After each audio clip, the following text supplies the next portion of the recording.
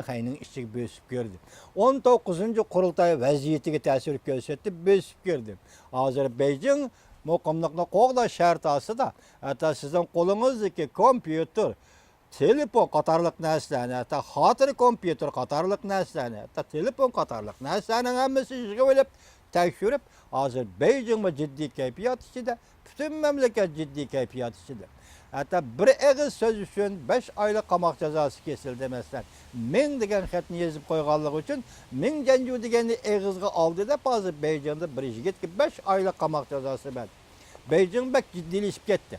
Moşunda ahval aslında Beycan'ın ihtiyacı nima? Dünyada birden bir devlet Amerika Qo'shma Shtatları Beycan'ın növbetdeki ihtiyacı Amerika Qo'shma Shtatlarının qo'llashi.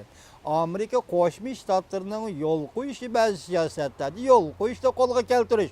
Shuningdek Amerika Qo'shma Shtatlarının qo'llashini qo'lga keltirgandagi o'zi Chavshan masalasi nimaga yo'l qo'yish, yana boshqa siz biz bilmaydigan masalalarda nimaga yo'l qo'yishdan iborat jiddiy sinoq kelgan Jungo hukumati mushu vaziyat oldida, mushundaq vaziyat oldida 11-oyda, mesela 10-oyning 18-kuni qurultaydan keyin 11-oyda Amerika Qo'shma Shtatlarının prezident Trump Beycan'ı ziyorat qilish taklif qildi. Biz boshda aytdik. Chavshan masalasi mayli urush bilan hal qilish bo'lsin, mayli tinch yo'l bilan hal qilish bo'lsin, baribir hal qilinadi, lekin bu hal qilishdan iborat bu masala bugun kun tartib kelgan ekan, Jungoga hozir bu besim his qildi va his qildi. Jungo bu besimni to'nib yetdi. Jungoda o'zgarish hozir qanday qilish kerak?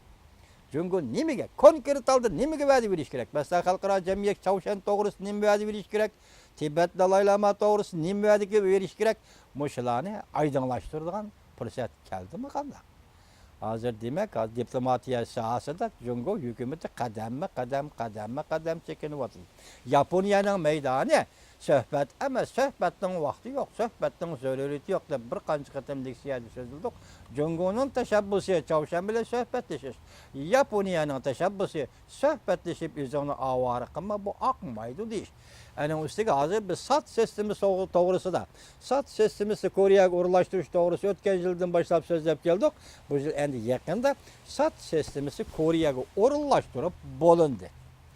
Endi buningda qarshilik ko'rsatish va tipirlashdan iborat Jungoning siyosati mag'lub bo'ldi.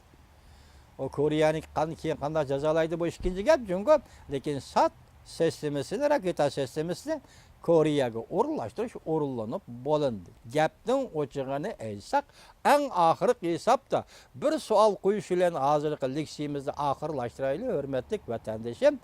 Amerika Qo'shma Shtatlarining tashqi siyosati, mayli iqtisod masalasi, mayli Chavshanga bog'lab turib bir taraf qilish masalasi, mayli Afg'oniston chegara rayoniga O'rta Osiyo kirib turib, Jungoning g'arbiy chegarasi, ya'ni mustamlika Uyg'uriston chegarasi orqali ma'naviy va boshqa jihatlarda besim ishiltish orqali Jungoni mushunda qistab elib kelib, Jungo masalasi yoki biz da'vatgan masala.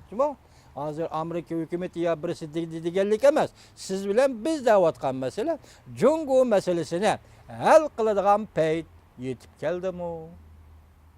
Hal qiladigan payt yetib keldimi? Dal mushundaq payt hozir siz ko'ryapsiz, bilyapsiz, O'rta Sharqda ham intayin zo'r o'zgarish bo'lyapti. İntayin zo'r o'zgarish bo'lyapti. Siz biz kutmagan, balki o'ylab yetmagan bir o'zgarishlar bo'lyapti. Endi nima kelib Asiyada bir meydan Chavshanni ko'r degan holda Jungo atrofidami?